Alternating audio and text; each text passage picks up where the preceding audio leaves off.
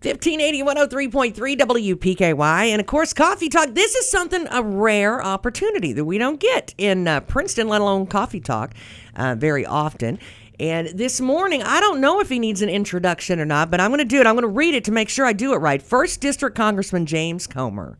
Good morning. Good morning. How are you? I'm wonderful. How are you? Well, I'm good. I mean, it's rainy and sloppy over the last week or so, but outside of that, we have holidays coming and That's right. all kinds of good stuff. The leaves are turning colors. It's beautiful around Princeton. I got to admit, I went and asked a couple of people. I thought, if there's one thing that you could ask, Representative Comer, name one thing that you would ask him. Now, a few of the people I asked were elementary kids. Okay. So what they would like to know is, what does James Comer want to be for Halloween? That's a good question. I haven't even thought about that. I've got a girl that still trick-or-treats. So, gee whiz, you've caught me off guard here. There you go. I know. They can hook me up for the debates. I'd get them. That's right. I guess I could dress up as Donald Trump. How about there that? You go. Well, they've got some interesting costumes this year. I know. But that was the one thing that the kids wanted to know. Yeah. It is, I've never been asked that before. Like? That's a great question. I tell you what, anytime you speak to a group of elementary kids, you're liable to get anything. So. Well, and I know that right now is a busy season. Mm-hmm. Anybody that is an official or in politics in any way, this is, whether you're running or not, this is a season. And I think this particular, well, I can't even say that. I guess last election cycle and this one just seems to be more elevated than I've ever seen it in my lifetime. Yeah, it's concerning to me that these campaigns get meaner and meaner. America gets more divided. Kentucky gets more divided. I hope that after this election in January, regardless of the outcome of the presidential race, I hope that there will be a window of opportunity there where there's 1 year without elections, 2021.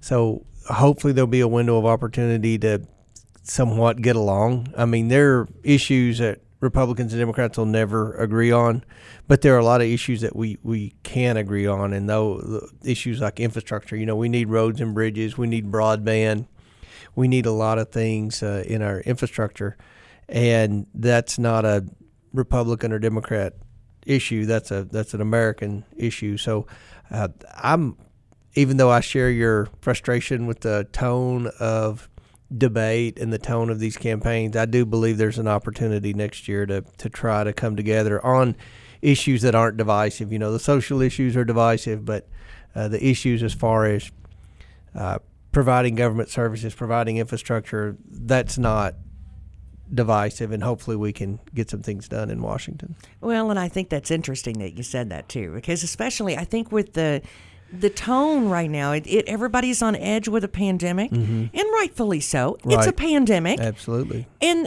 then you have the election on top of that. Mm-hmm. And I think everybody is so on edge that, it's hard not to be, a little grouchy here and there.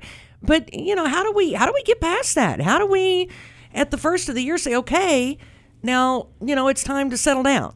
Well, I hope that people realize, regardless of what happens in Washington or even in Frankfurt, you're going to have a divided government, meaning you're going to have some Democrats in majority, some Republicans in majority. For example, in Frankfurt, you're going to have a Democrat governor and a Republican state house and state senate. In Washington, we don't know what the president's going to be, but you're more than likely going to have a Republican Senate and a Democrat House. So you're going to have divided government. And when you have that, if you're going to govern, nobody's going to get 100% of what they want. So there are, Republicans have wish lists, Democrats have wish lists, but in order to govern, both sides are going to have to give a little bit. And I think that's where the problem is. You've got the media, not WPKY, but you've got like CNN, Fox, those cable news networks that are 24/7 political coverage.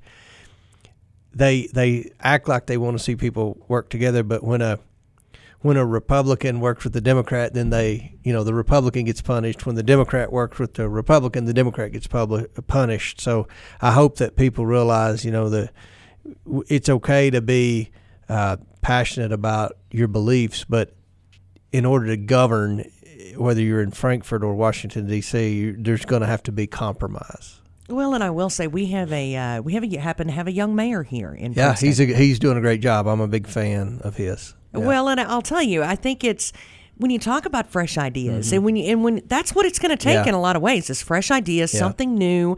Not doing the same thing over and over and over again. So when you have that fresh face, I think that may be one of the reasons why. In the last couple of years, we have done a lot of great things in Princeton, and I said the one thing that kind of shocked me because I've lived in a lot of different places in the middle of a pandemic. I promise you, it has been more like we have hit the gas pedal, not the brake. Mm-hmm. And I think that's unusual because a lot of communities seem to me like they have, oh my goodness, and we hit the gas pedal. Absolutely. Your mayor is outstanding. He's aggressive and has a lot of good ideas. And you've got, people that are working together for economic development here. I get a lot of calls from people in Princeton in leadership positions. Your judge, your fiscal court. Albert Bennett's a good friend of mine. He's in charge of the. I love that man. Yeah, he's the top county official in the state. I'm actually going to be with him Thursday in Frankfort at the CACO building, Kentucky Association of Counties. So, you've got some great representatives here, and everybody's working together. And hopefully, we can take advantage of. A challenging situation. By that I mean, you've got a lot of people that live in these big cities that they fight the traffic every day. They've been going to their big skyscraper to work. Well, suddenly with the pandemic, you realize in that skyscraper you can catch a disease or a virus a lot easier than you could if you lived in the country. And add to that the fact that a lot of these cities like Seattle, Portland, and unfortunately Louisville have experienced excessive amounts of violence and property destruction. And, people are sitting back there thinking, do I really want to raise my children in this big city or do I want to go out in the rural areas? And I think there's an opportunity for places like Princeton and Eddyville and Marion to be able to capitalize on that and get new people coming into the communities, investing dollars, building homes, contributing in the offering plate to church on Sundays. I think there are a lot of opportunities for rural America, and it just takes a community working together, and you seem to have that here in Caldwell County. Has Albert barbecued for you? He has. Okay. He has. He's a good one, I'll tell you. He's got a lot of friends across the state, and he's really passionate about helping Caldwell County. Well, and I will say one of the things that you seem to be passionate about and that you've really kind of spoke out about is our problems with broadband and internet. Mm-hmm. And we knew there was an issue with it. I'll be honest, I'm a mom. I've got 3 kids in school. One of them are special needs. And I live in an area, I live out in the boonies is what I call it. We don't really have an option. Now, there's a tower about a mile from me, but it doesn't really help me. Right. What is our answer? Are we going to have to look locally to our officials to say, please bring something? Is this a state issue? How do we fix this? Well, I think a big problem with Kentucky has been the last 2 governors, I'm talking about Bevin and the first Beshear, embraced a program called Connect that, not Connect, but Kentucky Wired. Kentucky Wired, that goal was to expand broadband, and all they've done is wasted a lot of money. It's been a boondoggle. I've been the biggest critic in Kentucky of it. Tennessee is like they do in so many things. They've spent their tax dollars a lot more wisely, and they've gotten a lot more broadband than we have in Kentucky. The legislators need to scrap that. I don't know what kind of deal the last governors had with this Kentucky Wired project, but it's all what little broadband that's been run has been run in eastern Kentucky, so western Kentucky's been left out. What I've tried to do is we've put any legislation that I've had a part in, like the Farm Bill, because I'm an ag guy, we put money in there for broadband. The CARES Act, which was the first big stimulus bill, we put money in there for broadband. In fact, we announced some broadband in some communities here where they got some federal grants. But what's going to have to happen with broadband is we're going to have a public-private partnership. So the private companies have expanded broadband everywhere where they can make a profit. So that leaves out places like where you say you live in the boonies and where my brother lives in rural Monroe County. I don't live too far from Elbert. I mean, we live out in the middle Fredonia. of nowhere. Yeah. Well, I'm Farmersville, so I'm next door. All right. Well, so what's going to have to happen is we've got to look at broadband the way the Tennessee Valley Authority looked at electricity. They said, all right, we're going to have a goal. Anybody that wants electricity is going to get electricity. So the cooperatives and stuff, they'd run electricity to the cities and the towns where the population was. But then out in the country, the farmers and people like that, they didn't have electricity. So it took some federal assistance to come in to go that extra mile or extra 5 miles in some cases here in Kentucky. So that's what we're going to have to do, and it's going to take federal dollars, which I'm willing to provide, and I think I have over the last 4 years. But also it's going to take Frankfort saying, look, the program we've got that's taking this federal money called Kentucky Wired, we've got to scrap it. It is a boondoggle, and it's, Western Kentucky's never going to get a penny of that. So I hope that legislators will step up to the plate in Frankfort this next session and get rid of that. And just the dollars in Kentucky, if we appropriate federal dollars, it should go directly to the local cooperative that's providing broadband and say, all right, you're eligible for this assistance, but you're going to have to cost share. You're going to have skin in the game, and you're going to have to run so many miles of it and pick up so many new customers. And I think that's the only way we're going to get it into places like where you live, because that's the opportunity for Princeton. I said earlier we've got an opportunity to get these city folks that want to relocate to the country, but they're not going to locate in somewhere where they can't get Netflix. Right. They're not going to locate somewhere where their children can't download their homework in this virtual learning Well, I started to say now it's all about education, too. Right. It used to be about gaming and maybe TV and conveniences, and now it's a necessity. Well, now we're talking about education. Yeah. It's education, and and does any of those funding, dollars, does any of that, can the education side of that help any? Yeah, I mean I think that's what's brought it to the forefront now, where you've got a lot of children in rural America, not just in Kentucky, but all across rural America, that are having trouble downloading their homework because they don't have high-speed internet. And these schools are trying to do in-person learning, and it's just hard. This COVID is probably gonna get a little worse during flu season. We've known that for a long time, and hopefully the vaccine will be available in a few months, and anyone who wants the vaccine will be able to get the vaccine at no cost. I think there'll probably be a lot of people that probably will be afraid to take the vaccine, but I said I've never had a flu shot in my life, but I'm going to take a flu shot and get the COVID vaccine when it comes out. I've talked to several people at the FDA, the Center for Disease Control, and I think we've got a good vaccine ready to go. So hopefully that'll make a difference, and we can get our lives back to normal. Well, and I think that's the question that runs in everybody's mind. I mean, I get a flu shot every year. I have a special needs son, and that leads you as parents going, I don't know about this. Do I hang on just a little bit, see what it does to everybody else before I take it? But it's a special needs mom. I'm like, no, give it to my kid right there. Well, that's why some people are frustrated that the vaccine hasn't been put on the market yet. President Trump's probably at the top of the list, but they are doing a lot of testing to make sure it doesn't have any side effects or adverse effects. And I know that a normal process to get a vaccine like this approved would take 4 years, and we're going to get it done in about 10 months.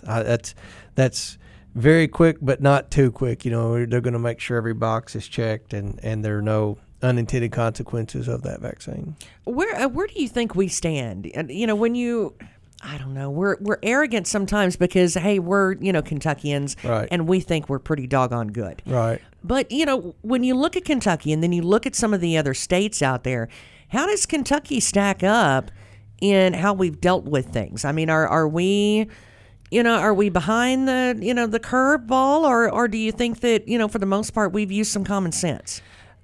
I think that we've probably been a little excessive in the state, and I take COVID-19 very seriously. I wear a mask. I came in here with a mask. I've got a mask.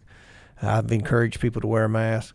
But, we've got some very restrictive regulations on businesses like restaurants and churches and, anywhere that has capacity of over 10 people. We've put, some pretty excessive regulations on those businesses. When I say we, that Governor Beshear put some pretty excessive regulations on these businesses that Tennessee doesn't have and that Indiana doesn't have. So my district goes, down the Tennessee border, and then, I represent, Henderson and on the other side of Indiana.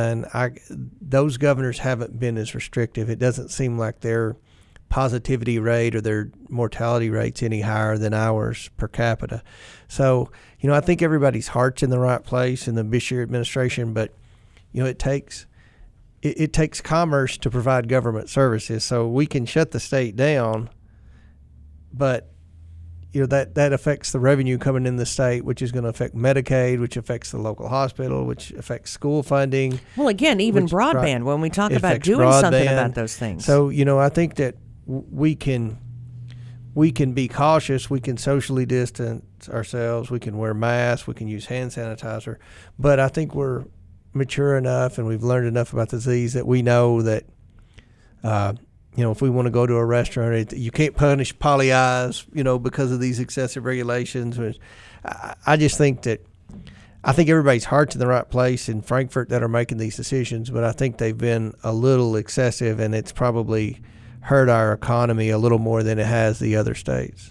I'll tell you, during the pandemic, I think one of the places that have really stepped up and said, you know what, we're going to help these kids that can't get internet. We're going to help these mom and dads that are off work because of the pandemic, and that's Farm Bureau. They really, between the hot spots and, some of the things that they've really reached out and tried to help people with, and it just so happens they seem to like you an awful lot. Yeah. I grew up very active in Farm Bureau and the youth programs. I'm a farmer. I was on the local Farm Bureau board before I got into politics. So I told the Farm Bureau president, Mark Haney, about 3 months ago when they announced free Wi-Fi at all their offices for kids in rural areas that don't have Wi-Fi. I said, that's probably the best program I've ever heard Farm Bureau or, just about any business provide for rural Kentuckians that, through no fault of their own, don't have high-speed internet to be able to download their homework assignments. And I'll tell you, I travel a lot. I have 35 counties. We drive by Farm Bureau offices all the time, and there's carloads of people in there. Look like parents and kids, and I assume that's what they're doing. They're downloading their homework. So that is a good service provided by Farm Bureau. Well, and I'll tell you, one of the, I grew up on a farm. I know that you're a farm kid at heart. And, when you think about how much the farms have changed over the years, that with internet and broadband and access to that, that's becoming increasingly more important for farms to have as well. Absolutely. And, that our farms have changed, the way we deal with chemicals, the way that, we even give medicine to baby calves now. That can't be put in the feed anymore. So there's a lot of different, we've had to change the scope of what farming looks like so much that, that I think that makes it even more important. Absolutely. And you all have some very large farmers out in this area, very progressive farmers. They use precision agriculture, and they have to have that high-speed internet and broadband and wireless. And, I mean, it's this is not our grandfather's agriculture anymore. And to compete on the world stage, you have to be efficient. And, if we don't invest more in broadband, we're going to be further behind a lot of these countries like China that are investing in broadband and that type of the new economy type of infrastructure. Well, you said the word, not me, but I know another one of those that is kind of a hot topic. Well, and it was for me too, because instantly when it came out, I thought, oh no, and it's going to be purple perla all over again. Yeah. It's these seeds. Right. That were coming. Right. And I know, a lot of people thought, it was funny. Well, it's not. No. There's a seriousness to that. Mm-hmm. Yeah. I mean, we've got countries like China that are constantly creating havoc with cyber breaches. They're constantly hacking into Facebook. They're constantly hacking into the airlines' computer system and other big companies' computer system. It's not just China. There are other third world countries that are just constantly cyber attacking us. And who's to say they don't create some type of seed? There's a lot of people that believe that the COVID-19 was started in Wuhan, China, in a lab. We haven't proven that yet, but it's possible, and it's also possible that some of these countries that are constantly creating terrorism through cyber attacks could try to create terrorism through seeds and have some type of disease or fungus or something in a seed that would create an invasive species or a disease that would spread and kill our crops, like we see happen to certain varieties of trees sometimes. And you're always having blue mold and tobacco. There's always all sorts of diseases that can affect different types of crops. So I've, as ranking Republican on the House Oversight Committee, I've instructed Amazon and eBay and all these companies to not sell seeds on their platform from other countries. And I think that's something that we have to treat this just like a national security issue, because when you talk about national security, there's nothing more important to our national security than our food supply. And if some crazy scientist invents a seed that can spread a disease like the virus is spread within plants, then that would jeopardize our national security. So it is something to take seriously. And if you get seeds in the mail, do not plant them. We had a couple of folks here in our area that actually received them. Right. And that's what I thought was we're a very agricultural community. Absolutely. And when you think about things like that, even a couple of bad plants in a field can kill, absolutely, how many cattle. Right. So, I mean, it can really affect an entire state, really. Yeah, you can. I mean, you don't even have to be a farmer. You can be someone that works in a golf course or someone that goes golfing, and you can see one little sprig of invasive plant pops up on a golf green, and a week later it's infected the whole golf green, and happens in people's yards, and it certainly happens in crops. So these seeds that people get in the mail, or they get left on their door, you do not need to plant them, and probably need to call the Department of Agriculture and report them, because I think the federal government realized that this is another potential threat that we have. It's not just terrorists in airplanes. It's not just cyber attacks. It's also the potential of spreading disease through viruses like the COVID-19 or through seeds to destroy our food supply. Well, and I think it's interesting because I think that particular appointment that you have there in oversight is an interesting one. Yeah. Has that been one that you went, oh, what did I do? Should I have? Or is that something that that you really kind of sink your teeth into? I really am excited to get to be the top Republican on the committee. I succeed Jim Jordan. If you watch Fox News, you know who Jim Jordan is. I would say with confidence he's the president's favorite member of Congress. But Jim went over to Judiciary, and I filled his spot. It was supposed to be Mark Meadows, who Trump hired to be Chief of Staff. So I really leapfrogged a lot of people in Congress to only be in Congress 3.5 years, and to get elected to be the head of one of the top committees is pretty unheard of, so I was real proud of that. But this committee is supposed to be in charge with waste, fraud, and abuse. And unfortunately, over the last 3 or 4 years, it's been more of a political attack committee. You've got the Democrats are in charge of the House now. They've really subpoenaed just about everybody in the Trump administration. And before that, the Republicans were in charge, and they probably harassed the Obama administration. So what I want to do is really get back to what the committee's focused on, and that's waste, fraud, and abuse. And with the seed issue, that's the potential for abuse of our national security, of our food supply. But my real passion is wasteful government spending, and I've tried to identify, in the short time I've been the top Republican on the committee, I've tried to identify hundreds of millions of dollars of wasteful spending. And when you're operating a $3 trillion deficit like we've got this year, there's no shortage of waste, fraud, and abuse in the government. I just think that somebody needs to get the backs of the taxpayers in Washington, and that's what I want the Oversight Committee to be. And that's, as its leader, that's what I'm going to try to pursue, is wasteful government spending. Well, I think one of the topics that I'm seeing just starting to really start going is the topic of the federal employees, and Right. you had some. I'll say you had at least one. I loved a couple of the quotes we had from you in the last week on that subject. Can you explain that a little bit and just kind of? I know both sides can always explain a policy or what's going on a lot different, but explain this to us. How is this affecting everyone? With what with the well, you've got the rules in Washington. The federal employees are very good lobbyists, and they have have had members of Congress over the years write the laws and pass legislation that protects them. Whether every occupation, whether you're a farmer, a police officer, a pastor, whatever, there are a few bad actors. Every other profession in the world, it's easy to get rid of bad actors except government employees. It's very difficult to terminate government employee. You can get caught with every crime possible, and it's still almost impossible to terminate a government employee.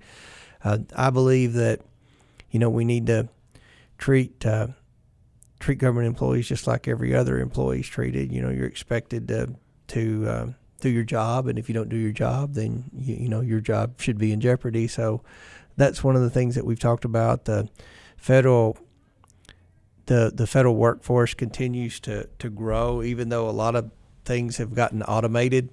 And you've got a lot of factories that maybe used to employ 200 people, they only employ 150 now, but they're producing a lot more than they did when they had double the number of employees because they've become automated. The federal government never has gotten automated. If it did, they still keep a lot of unnecessary employees. So there are some great federal employees, and then there are some that for the life of me I don't know why we're paying their salary, and that's something that I want to look at.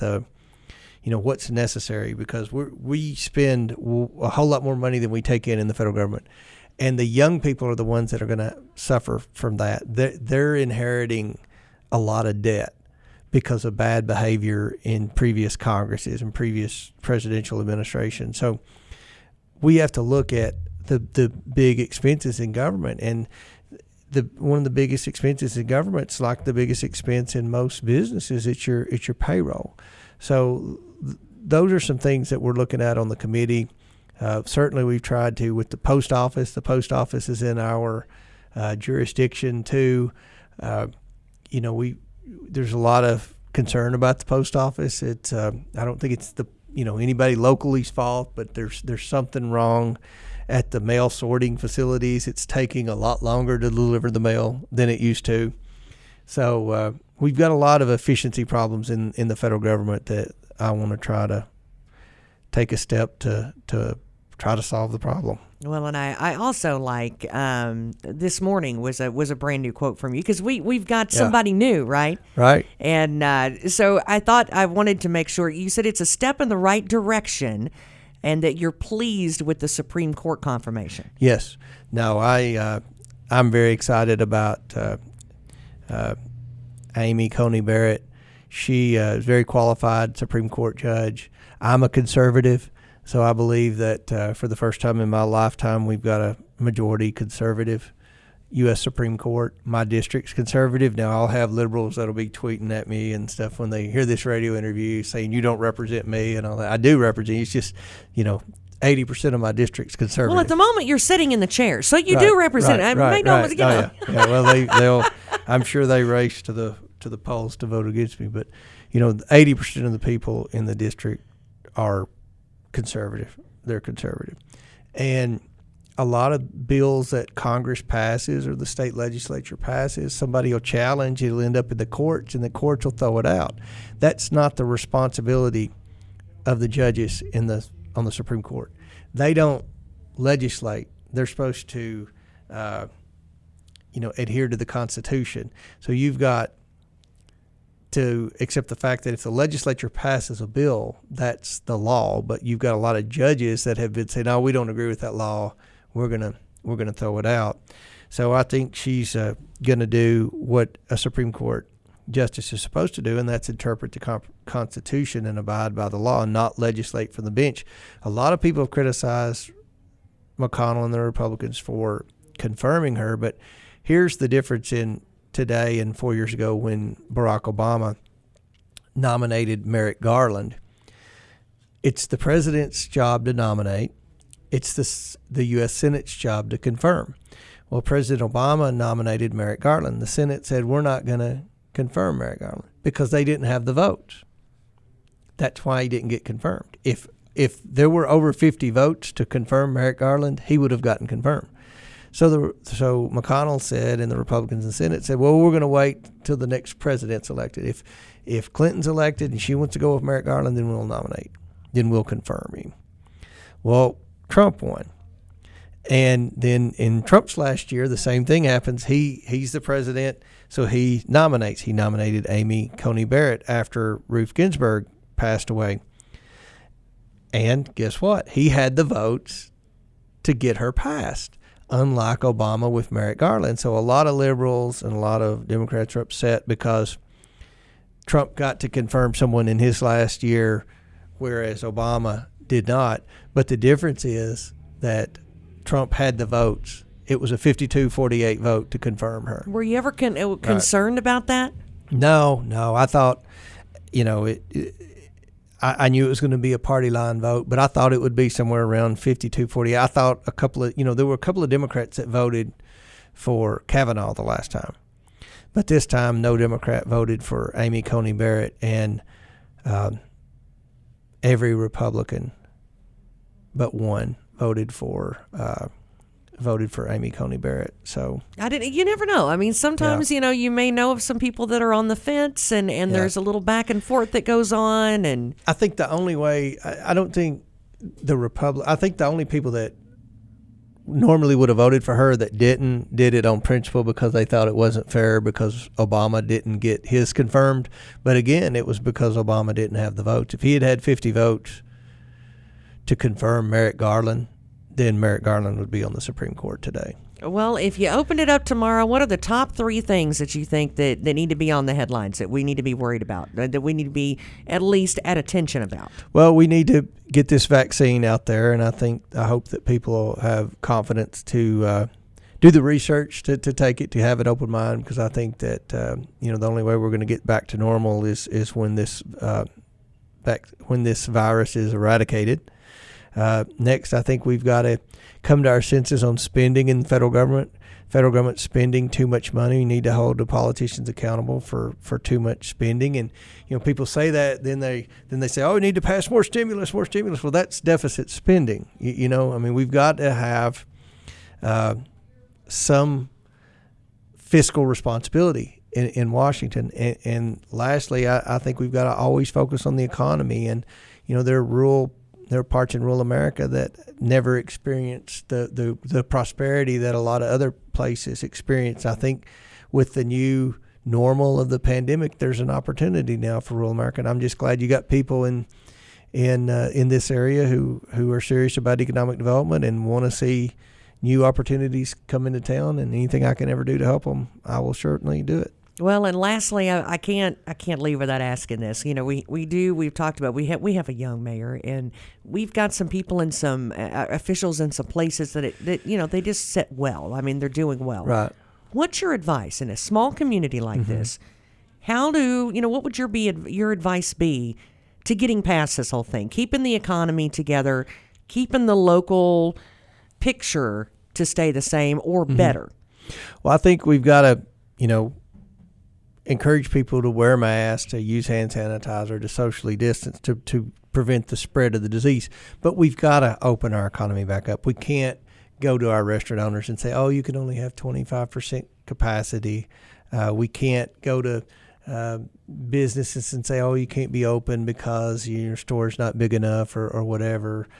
We've got to provide liability protection for businesses for factories to continue to have production, for our schools to open up.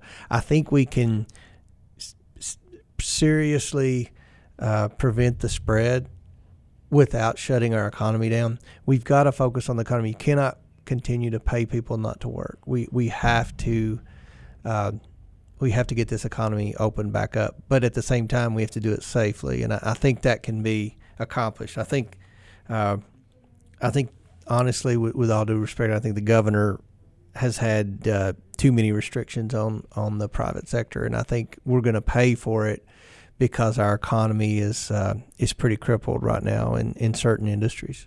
Well, and again, you know, we're a small community, but I think we're driven. We've got a lot of talented people, anything from authors to some really fantastic teachers and officials, and I think it's working in our favor at the moment. Absolutely. I love it here. You got a lot of potential here. Well, thank you a lot. We sure appreciate it. Thank you.